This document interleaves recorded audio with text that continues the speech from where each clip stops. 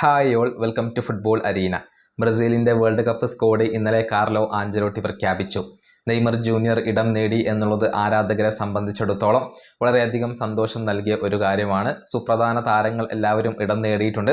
പക്ഷേ ചില താരങ്ങൾക്ക് പുറത്ത് പോകേണ്ടി വന്നിട്ടുണ്ട്. അതിലൊരു താരം ജാവോ പെഡ്രോയാണ്. ചെൽസിയുടെ സ്ട്രൈക്കറായ ഇദ്ദേഹത്തിന് ഇപ്പോൾ ബ്രസീലിൻ്റെ സ്ക്വാഡിൽ ഇടം നേടാൻ കഴിഞ്ഞിട്ടില്ല.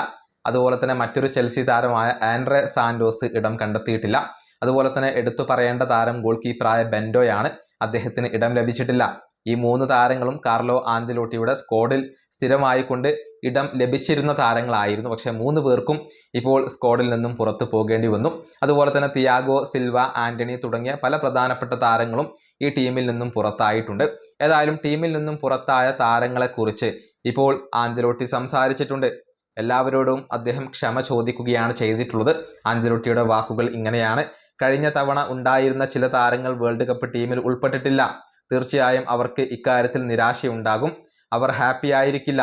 അവരോട് ഞാൻ ക്ഷമ ചോദിക്കുന്നു. നല്ല രൂപത്തിൽ കാര്യങ്ങളെ കൈകാര്യം ചെയ്ത എല്ലാവരോടും ഞാൻ നന്ദി അറിയിക്കുന്നു.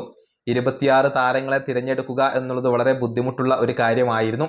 ഈ രാജ്യത്തെ കോമ്പറ്റീഷൻ അത് വളരെയധികം ഉയർന്നതാണ്. ഇതാണ് കാർലോ ആഞ്ചലോട്ടി പറഞ്ഞിട്ടുള്ളത്. അതായത് ഈ 26 താരങ്ങളെ തിരഞ്ഞെടുക്കുക എന്നുള്ളത് വളരെ ബുദ്ധിമുട്ടായിരുന്നു. അതുകൊണ്ട് തന്നെ ടീമിൽ നിന്നും പുറത്തുപോയ താരങ്ങളോട് താൻ ക്ഷമ ചോദിക്കുന്നു എന്നൊക്കെയാണ് ഇപ്പോൾ കാർലോ ആഞ്ചലോട്ടി പറഞ്ഞിട്ടുള്ളത്.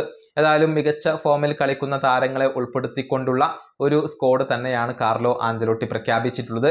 വിനീഷ്യസ് ജൂനിയറും നെയ്മർ ജൂനിയറും റാഫിഞ്ഞയും ഒക്കെ ഇടം നേടിയിട്ടുണ്ട്, എൻട്രിക്കുണ്ട്. അങ്ങനെ താരസമ്പന്നമായ ഒരു നിരയെ തന്നെയാണ് കാർലോ ആഞ്ചലോട്ടി ഇപ്പോൾ പ്രഖ്യാപിച്ചിട്ടുള്ളത്. ഈ വീഡിയോ അവസാനിപ്പിക്കുന്നു. അടുത്തൊരു വീണ്ടും കാണാം.